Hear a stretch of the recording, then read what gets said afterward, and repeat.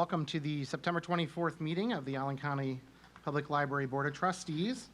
We'll begin today with a roll call vote to make sure we have everyone in attendance. Sharon, are you able to perform that for us today? I believe everybody is present except Paul. Paul, are you with us now? I don't believe Paul's still on. So let's go ahead and we have everybody in attendance besides Paul. So that's quorum. Is there a motion for the adoption of the agenda today? So moved. Second. Motion by Gloria, second by Jim. All those in favor say aye. Aye. Opposed, nay.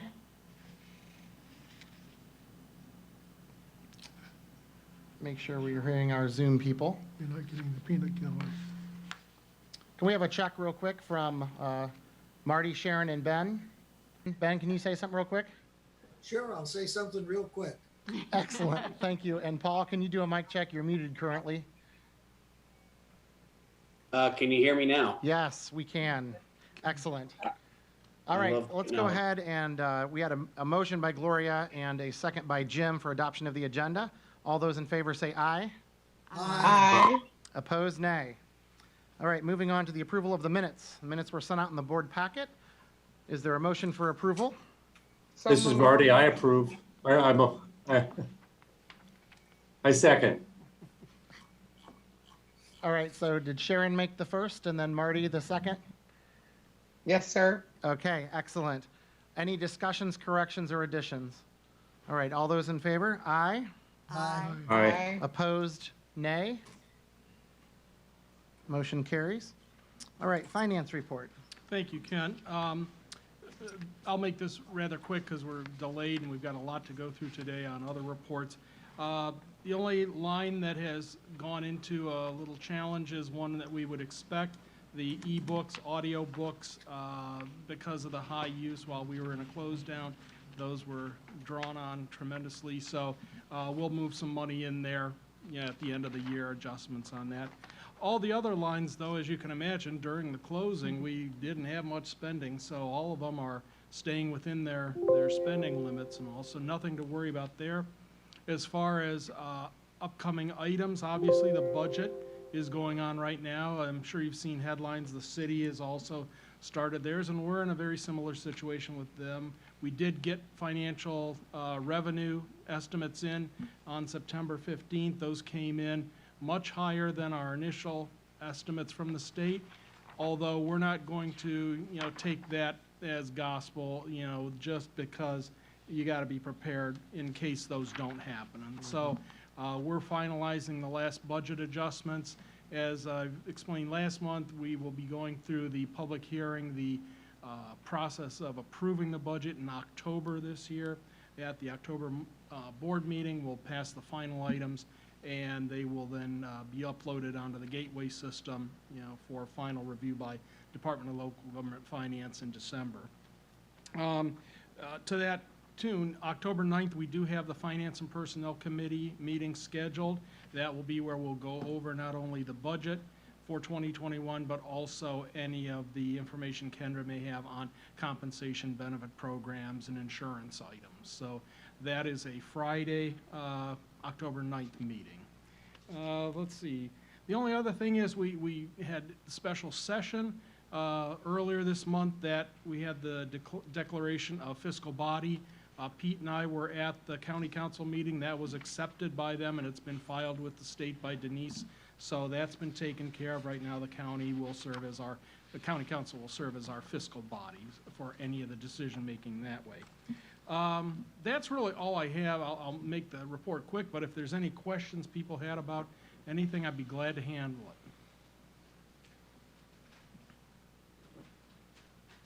I'm not seeing any questions in the room. Any questions on Zoom? Okay. All right, I'll take a motion for approval of the finance report. So moved. Second. Motion by Gloria, second by Jim. Any further discussion? All those in favor say aye. Aye. Aye. Opposed, nay. Motion carries.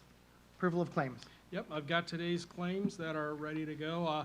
The highest item today is Indiana and Michigan Power, which is one of our usual ones, and EBSCO, which is one of our subscription providers, and those are starting to come in now where the next year's subscriptions are being purchased and acquired. So those are the main items today, but I can circulate these around for signature. All right, is there a motion for approval of claims? So move. Second. Motion by Ben, second by Marty. Any further discussion or questions? All those in favor say aye. Aye. Aye. Opposed, nay. All right, move on to recap of the summer learning program. I believe we have Mara Honeywell, who is with us to give us an update on how that all went. It should say quick recap of the summer program. So this year, as you, I'm sure, experienced, was a little bit of an upside down year for everything that we've done. And I'm so proud to be able to speak to how our staff really pivoted their planning. We actually usually have the summer learning program, which is a huge operation that the Follinger Foundation, the Friends of the Library, and the Library Foundation generously fund for us. We have everything planned and ready to go, nice and neat by February. So in February, we kind of took a look around and said, things are getting a little weird around here. And so we created a whole new plan in February. So that was our second plan. And then we rolled out with our third plan in about March. And so what we ended up doing was usually we have very well-attended, beloved programs. And what we did instead of in-person programming was a host of virtual programs. We worked with some of the presenters that we have always done in the past to do virtual programming, but it's really lacking. And I think that it's that person-to-person connection that our community really missed. One of the things that we did do that was tremendously successful was put together these, think of this like a gift, because our community did. Every week we prepared around 3,700 programs to go. Libraries across the country were transitioning to this kind of service, and we were a little bit early to figure out that this was the plan that we needed to adopt. And so we're able to put together some really innovative things. Inside of this, just so you guys can see it, we have all of the supplies that a child or teen would need to be able to put together a simple, educationally based program. This one in particular is about a particular Japanese kind of art called orizomigami. And it's simple, but there was a lot of learning that happened in each one of these. So our community loved these. And the reason I brought this, and many others to show you if you're interested in taking one home with you, is that we pivoted, we did something new, and after we did this and we wiped the sweat from our brow, we said, well, that was really exceptional, and we need to continue doing that. Another thing that we learned was that we can really use our talent and also leverage talent in the community to create, in partnership with Access Fort Wayne, some well-received, high-quality videos. So that's, again, something that we started to do here. And the Follinger Foundation has been, for a very long time, a gracious funder. And they said to us, if not the library, then who? And we took that as an opportunity to really transition outside of our building and double down on the outreach and making sure that every corner of our community was covered with high quality reading materials this summer. We visited 66 child cares and were able to actually give books, a lot of books, to every child care and every child in there. And we know that this summer was traumatic and hard for a lot of people in our community. And again, we heard, thank you for everything that you've done. So I'm really proud of the work that our staff did this year. And I'm excited by what we've learned and how we're going to be able to move forward with that in the future. So it's just a quick overview of all the fantastic things that happened in a not so fantastic summer. Any questions, comments? As an Thank you for educator, your I certainly effort. appreciate the extra effort you went to. And it is amazing how when things happen, that our minds go and we do come up with things. And 3,700 is a huge amount. A week. But I can't imagine all the children that had that enjoyment with that. Thank you. That means so much. And I think it meant a lot for our staff to feel like they were doing something because we missed our community. We love summer too. So, yeah, thank you. I had the opportunity a week or so ago, the new president CEO of Fullinger was present on site just to kind of visit the library, see it for the first time, and the main branch. And Denise and Stephanie and Mara were a part of that meeting as well. And so it was just nice to be able to recap what was done. And thank you all for all the extra effort that went into this year's program, because it was definitely not lost on him, and it's not lost on us. So just thank you for all your effort. And we know it's been a challenge on a lot of levels, but I think there's probably a lot of places that just said, hey, let's just cancel everything and just be done with it. And you guys pushed forward and made something work. So thank you very much. Thank you. Thank you. Yeah. And All if right. you want to pick up a permit, I'll leave some right here. All right, thank you. All right, we will move on to the approval of the employee handbook. In our last, Denise, do you want to say anything about this, or? Well, Kendra's going to be. I'm sorry, Kendra. No, it's okay. Let's have Kendra talk about this. Thank you. So in August, we sent out the proposed changes to some of the employee handbook items. So we're doing it section at a time. So this is one section of the handbook. And so we gave it to you early because there was a lot of documentation, so we wanted to make sure you had plenty of time to review. And you know, this is a good practice to go through your employee handbook and to make sure that everything's up to date, legally, terminology, is this what you're doing? Do things need to be changed or not? So that's why we're doing this. Some of these have not been looked at for a while, so it was due time. So I didn't receive any information regarding, I know there was some mention of some concerns last time. I haven't heard anything, so I didn't know if anybody had some issues or information to bring up. I reviewed it, looking at it from an HR perspective, and found it to be very easily understood, up to date, and accurate. And with our attorney reviewing it, I would move that we accept the policies as changed. I concur with you, Ben, and I'll second the motion. Okay, a motion by Ben and a second by Sharon.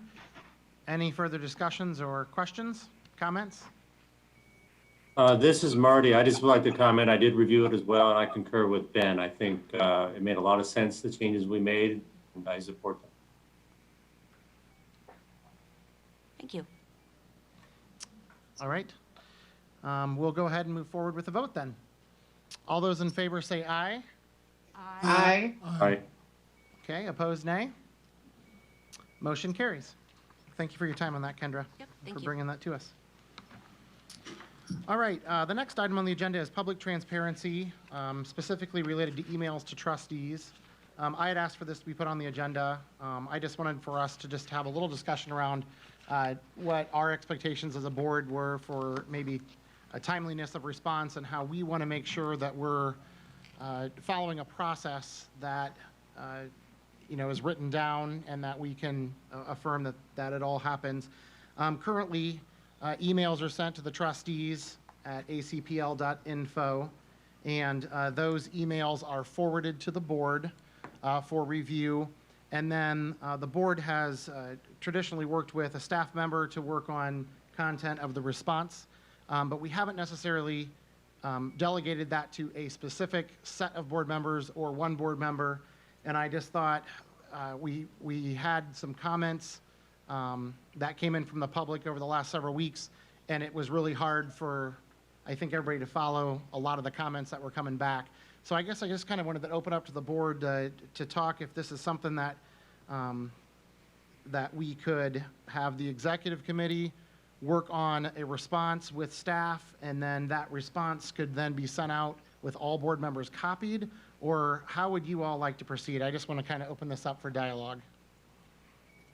I'd like to know what is sent out to the public in my name, so I'd like a copy. Yes, and I guess my question on that is, do you want to have input into the response, or do you feel like that would be okay delegating that to the board leadership? If I'm so moved by the nature of the subject matter, I may want to provide input, but on a whole, it's going to be an as-needed basis. Okay.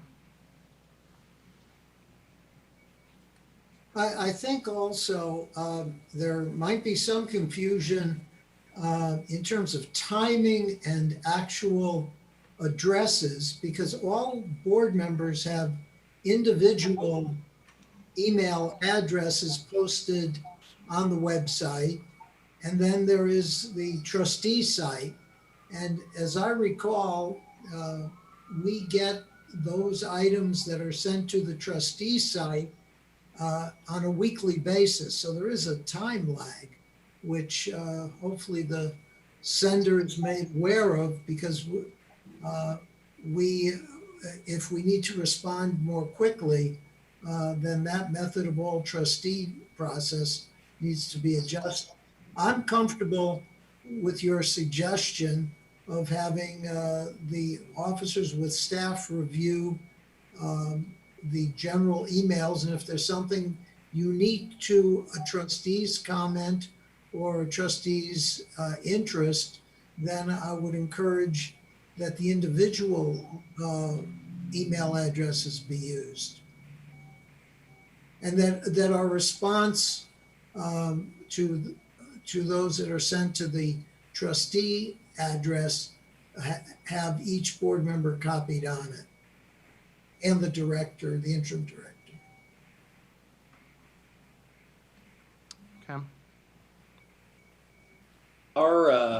Our personal email is available, is it not, on the website, or Yes, it is. it is? Okay. Yeah. And I guess Sharon, does the city council have like a group mailbox, or don't you all just use your own email, whether it's the city one or your personal one? Isn't that typically the way people communicate with you all? We have both. We have a group box that goes to city council at City of Fort Wayne, and our staff pulls that off, and then we have people can email us individually as well. It just seems cumbersome to have the group mailbox, but I'm not particularly concerned about it.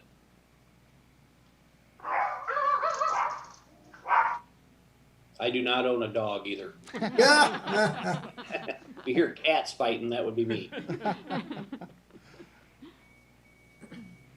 Okay. I guess that's where I'm at. My goal of this is for us to obviously have a timely response back to patrons whenever they send their question in. And I guess I share a little bit of Ben's concerns that, if it's a week after they send it, before we even get it, then sometimes it can, by the time we're back and forth, it could be another couple weeks for response. And I just feel like 3 weeks is too long of a time for us to give response back. So I guess I'm just trying to figure out if there's a more timely way for us to get things from that. I know that in most emails there's a way for it to forward to as many email addresses, and I wonder if it comes into trustees, if it can just be forwarded instantly to each individual board member as it comes in, and then the response process then would be systematized, and from the time that we receive that, then the executive committee could work with staff with the goal of having a response back 1 week from date of receiving that. That's kind of my thought. And that would take care, and then if individuals who aren't on the executive committee could connect with an executive committee member and share their thoughts Yes. to Jim's question. Yeah, if there's, and yeah, to that, if you have an immediate thought to how we should respond, then you could give that feedback to the executive committee, and that way we can keep the process moving. I mean, that's mine. I don't want to cut anybody out of response, but I just know with all of us trying to respond to everything, it just doesn't work out in a timely manner sometimes.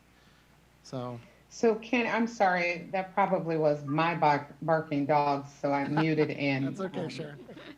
Saw what they were after. But did you say then that we would have the emails on an automatic forward?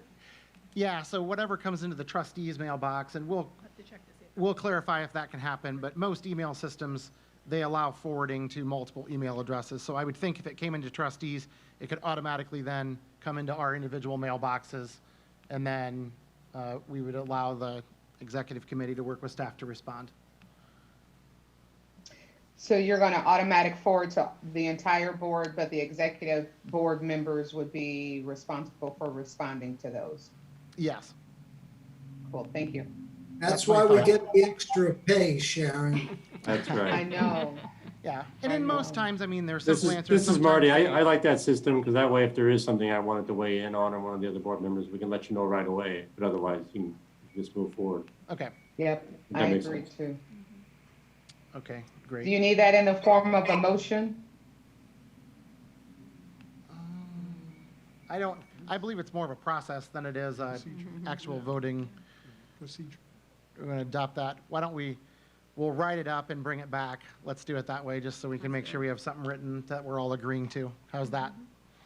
Unless you're going to create a policy, I don't think you need to have it as a motion. Okay. Be my thought too. Okay, then we'll proceed and work with that on that end, and we'll get that set up. All right, report of the interim director, Denise. Okay, so in the interest of time, I'm just going to remind you what's in your board packet. There's quite a bit this month, and I apologize, but I'm also grateful for everything we could share this time.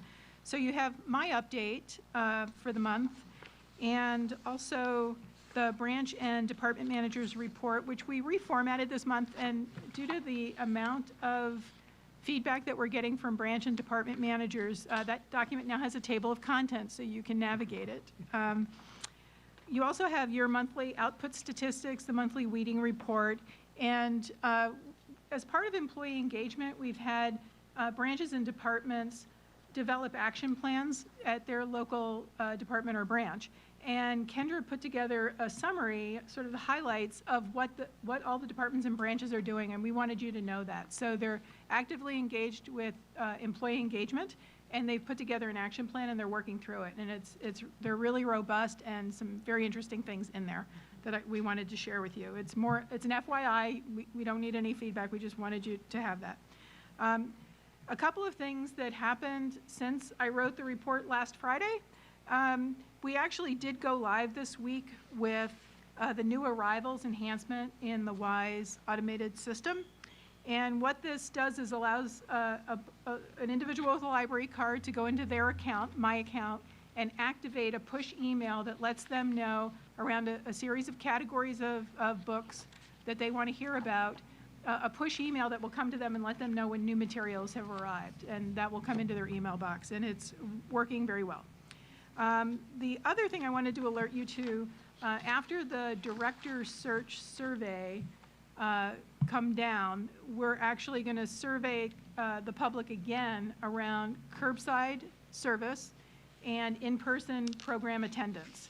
And that's for us to get a gauge of how curbside is working, because we have to modify the hours of service, and we want to understand what the community will use.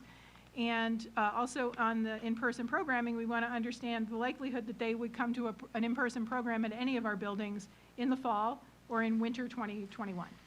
So that survey will be going out a week or so after the director search survey comes down, because we don't want to confuse the public. And then we'll turn that feedback around fairly quickly. We're hoping to close it mid-October. And then staff will start making decisions around modifying curbside service. We're coming into winter, so there are things we need to think about with staff being able to navigate in and out of the buildings and so on. And also how we're going to start a soft relaunch, perhaps, of in-person programming. So those are the main things. In the branch and department reports, I just want to call out what I saw as two trends across the reports. And that was improving the visibility of the collection, how staff are doing that in a myriad of ways, from something as simple as plastic mag boxes, which are just clear, translucent bins, that display face out the covers of our magazines. Simple, but something that is a huge improvement for borrowers.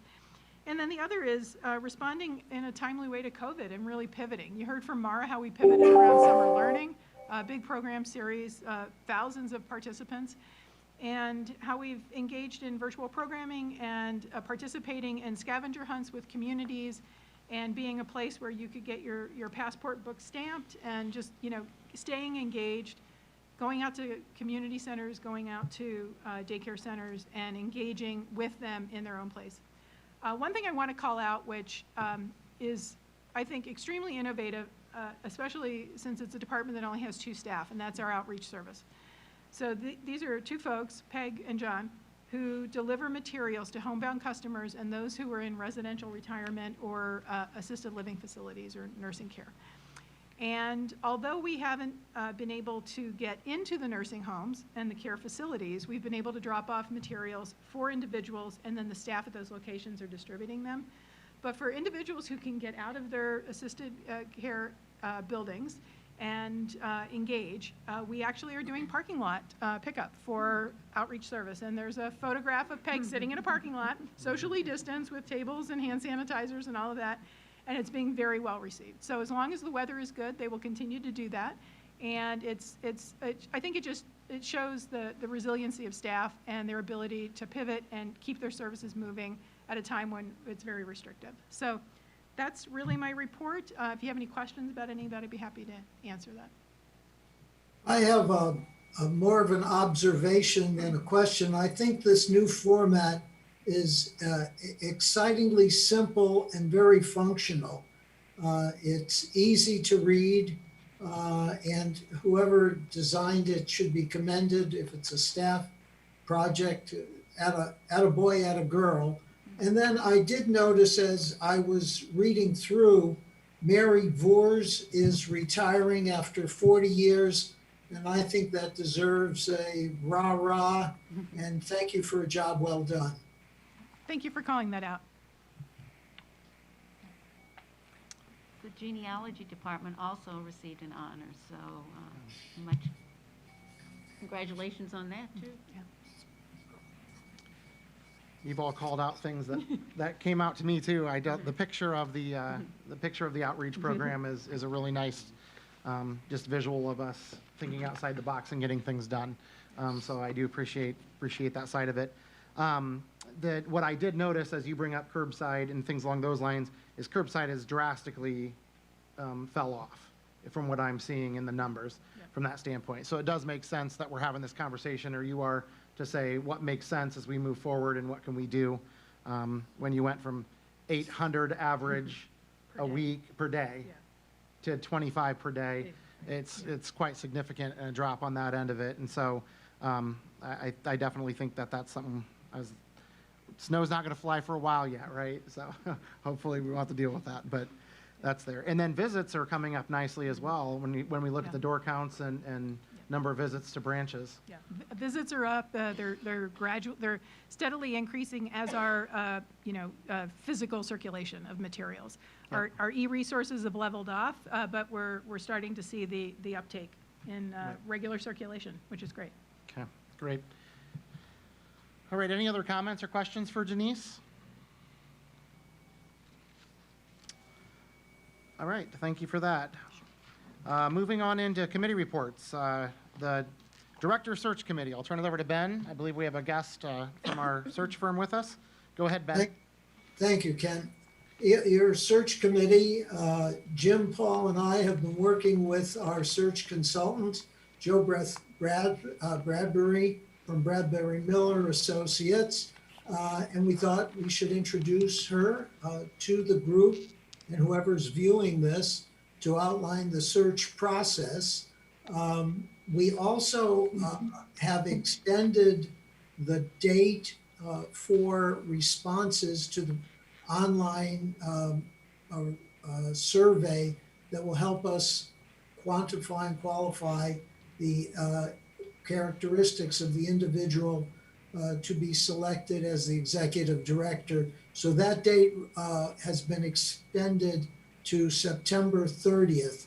We had a technical glitch that caused us to be down for about a day and had requests that we extend it. So September 30th will be the deadline for the community to respond. But with that being said, Joe Beth, the Zoom meeting is yours. Hi, everyone. Can you hear me okay? Yes. Can you hear me? Well, first of all, thank you. I'm only seeing one person, so I'm not sure who all I'm talking with, but some of you I know I've met before. But thank you again for engaging Bradbury Miller Associates to help you with your executive director search. Just a little bit about us. We've been around for a long time. The firm began in 1983. And then Dan Bradbury and I bought the firm in 2006. And we continue to work with the principal and owner, Karen Miller, who bought it from us this past year. So we do about 20 to 22 searches a year now, primarily public library searches, primarily director searches. So we're glad to be working again in Indiana. We have worked in Indiana before. We did the Carmel Clay search, we did Crown Point, Indianapolis, and then last year we did the Evansville Vanderburg search. So it's nice to be working in Allen County with you all. Before I go any further, talking a little bit about our process, I do want to give a huge shout out to the staff that helped us over the weekend, last weekend, particularly on Saturday, to get that survey back up and running.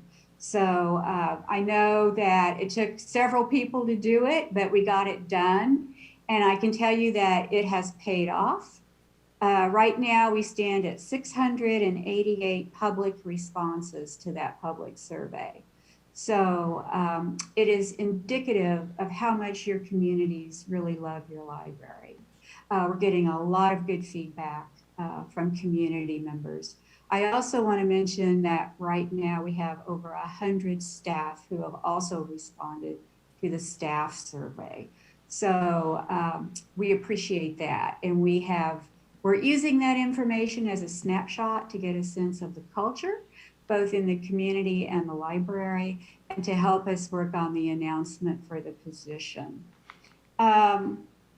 So thank you to all of you that helped with that last Saturday. I do want to tell you a little bit about the process. I want to be respectful of your time this afternoon, so I'm not going to go into it too much detail. But the search committee has been working diligently on an announcement for the executive director position. Our goal is to have it ready to go by October 1st.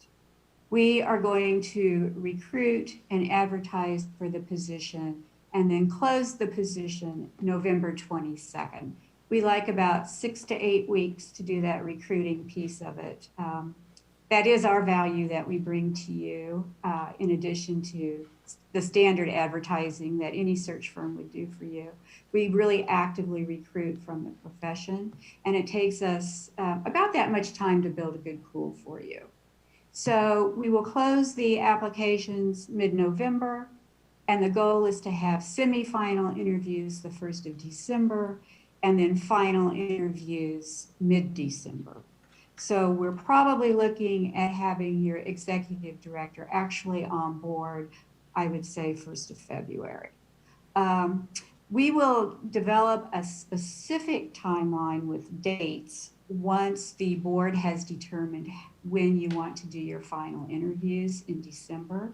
And once that timeline is solidified, which we hope to have in the next few days, we will share that timeline widely. We can share it with all of the staff, all of your stakeholder groups, friends, foundation, as well as with the public. So everyone knows the activities that will be happening during the search, as well as those key dates for the process. The other thing I wanted to remind you all about is that, as we heard about in the summer reading report, it's been an unusual year. And with COVID, I'm sorry, you're going to hear sirens. I live in next to a hospital, so I hear them coming. So with COVID and not knowing what the fall will bring, right now the process will be a virtual process, at least up and through the semifinal interviews. We're not sure how the committee and the board will determine the format for the finals. But right now, the majority of the process will be a virtual process. We will communicate regularly with the search committee and the trustees, and we will encourage the trustees to share our communication updates with the staff, again, with your stakeholder groups and with the public. There's nothing confidential about those updates, so they can be shared as broadly as possible.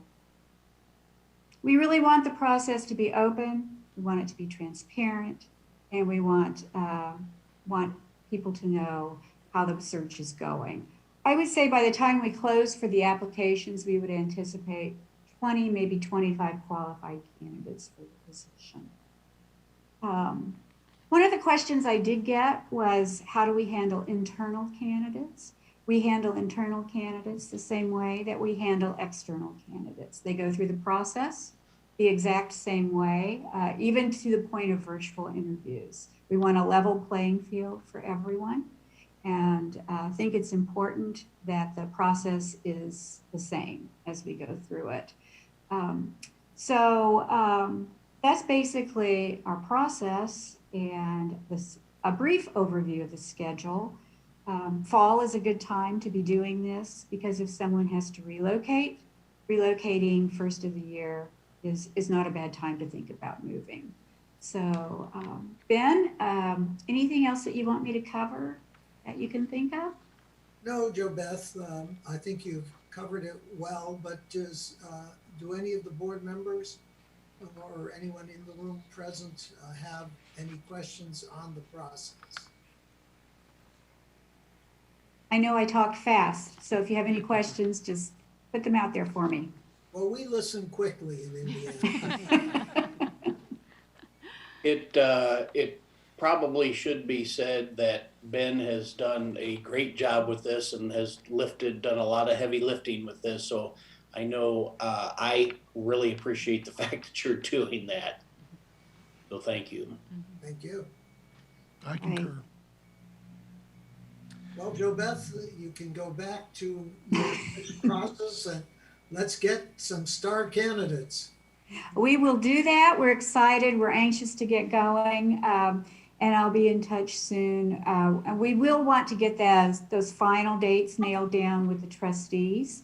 And then we'll certainly share that complete schedule out with staff and with your other stakeholders. And I want to thank Kendra as well. She's been a tremendous help so far in the process. So it's great to have somebody on the ground working with the library that can really help us from afar. So thank you, Kendra. Thank you. And I would encourage all board members, if you have not, they sent the drafts of the announcement and the job description to all of us. So if you have not given a response, get that back if you could by end of today so they can keep things moving. So, all right, thank you all for your time. Thank you, Jo Beth, for your time today, too. Thanks, everybody. It was nice to meet you, even though it was virtual. Bye-bye. Bye. All right, moving on to Finance and Personnel Committee. I don't think there's really much to report other than what I mentioned earlier. We'll be meeting October 9th to discuss the budget and the benefit and compensation package. So just as a reminder, I'm sure Sarah will send out a reminder before that, but that will be coming up. Okay. And I believe in October, we'll probably see the Capital Committee come back with a report on maybe some action items and timelines associated with some things then. We knew that the staff needed through at least the beginning of October here to get things in line, so look for that in October. That's correct. And we're on track. Okay, great. Thank you, Marty. All right, we'll move on to other business. Is there any other business to bring forward today? I just wanted to make one comment. On Saturday, I received multiple emails with concerns of some political merchandising happening at the DuPont branch library. It was not happening at the library, and it was not on the grounds of the public library. That merchandising was actually happening. I went down myself. There was an access road between the library and DuPont Hospital, and they were on the north side of that access road, and that access road is owned privately by DuPont Crossing LLC, which is the shopping center there.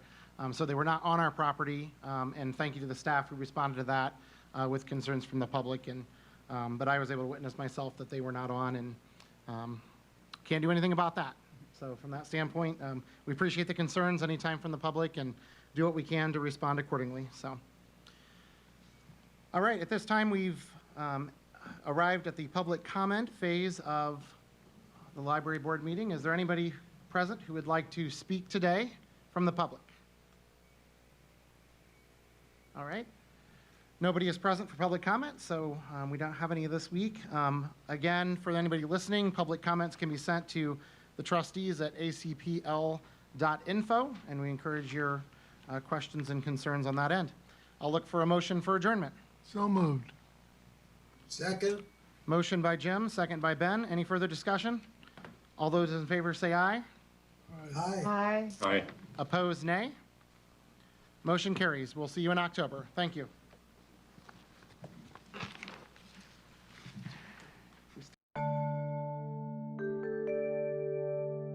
Production facilities provided by Access Fort Wayne.